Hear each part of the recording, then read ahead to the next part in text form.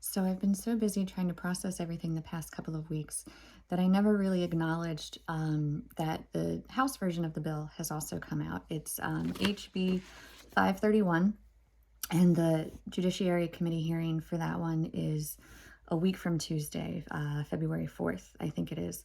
So I'll be testifying there, and then 2 days later, I'll be testifying in the Senate for the Senate version of the bill. So um, hopefully we'll be moving forward with this pretty soon. But in the meantime, while I was looking on the Maryland General Assembly website, I found another bill that spoke to me. SB 057, it's from Senator Lee. It's regarding family law and child custody and visitation. And basically, it states that whenever there's a situation that involves abuse, in order to grant any sort of custody or visitation, um, it needs to take into account whether or not there's any likelihood of continued abuse. Basically, it's changing the priority from necessarily maintaining a relationship with the abusive parent and more so focusing on the safety of the child or children going forward. So I saw that one has a hearing on Tuesday this week, kind of happening right now. And I signed up to testify. It's not a bill that I'm a part of. I'm not part of the panel.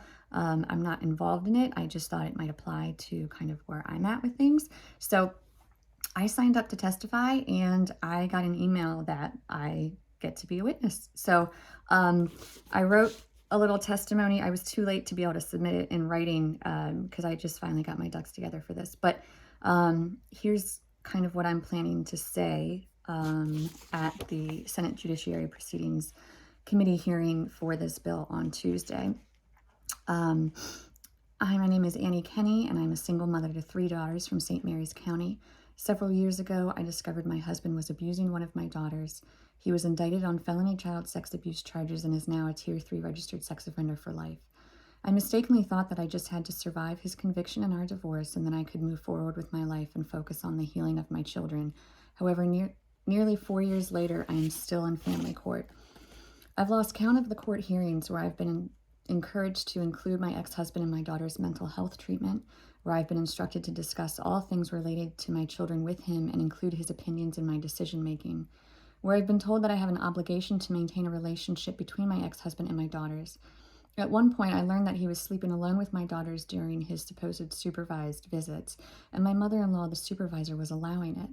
My daughter's therapy team reported the situation to Child Protective Services, who, along with the police, deemed the issue a civil one. At my next court hearing, I was told this wasn't enough reason to discontinue the visitation. I later arranged for visitation through a professional supervising agency, only to have my ex-husband's contract terminated by the agency for his repeated inability to not violate his contractual boundaries and limit his touching of my children. Still, all considered civil issues. My constant court battles trying to protect my daughters has drained me. I spend hours each week preparing, uploading documents, combing through old emails and text messages, speaking with therapists, domestic violence experts, and lawyers. My legal fees topped $30,000 before I managed to find a child advocacy group that has taken over my case, and I would guess we are easily upwards of $100,000 now. I feel insufficient and empty in all areas of my life as I am forever completely consumed by the task at hand, protecting my daughters from an already convicted abuser.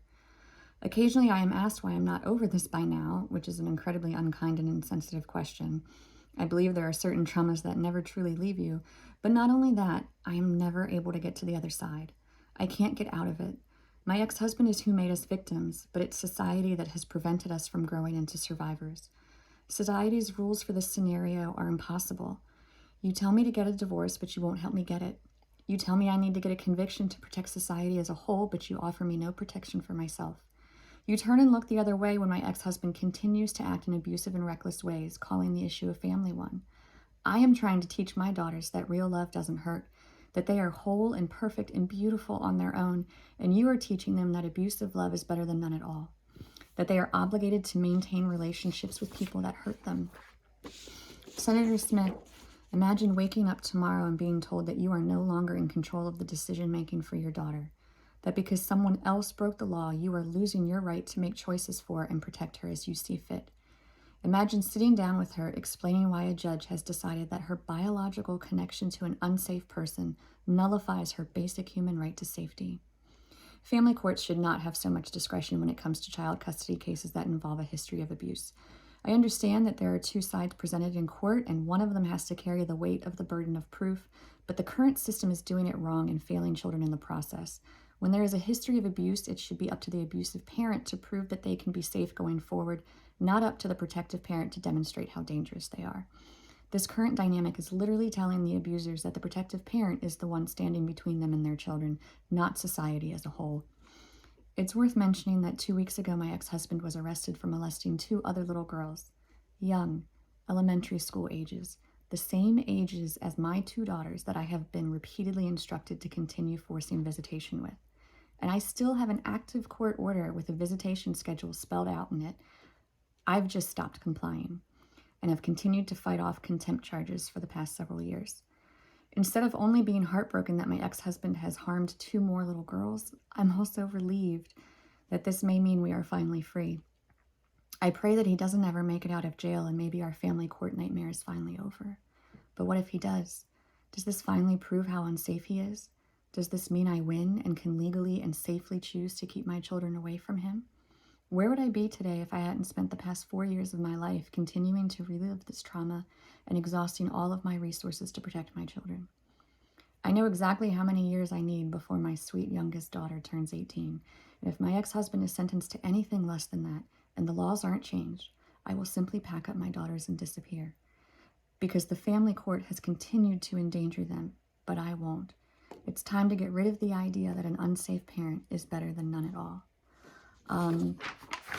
So I'm going to be tracking this bill as well. Hopefully we can get this one passed. I'll keep you guys posted on that. I think it's a really important issue. Also, I know the Maryland system. I don't know other states, but I'm sure there's something similar in every state. But this right here is something you can totally do on your own.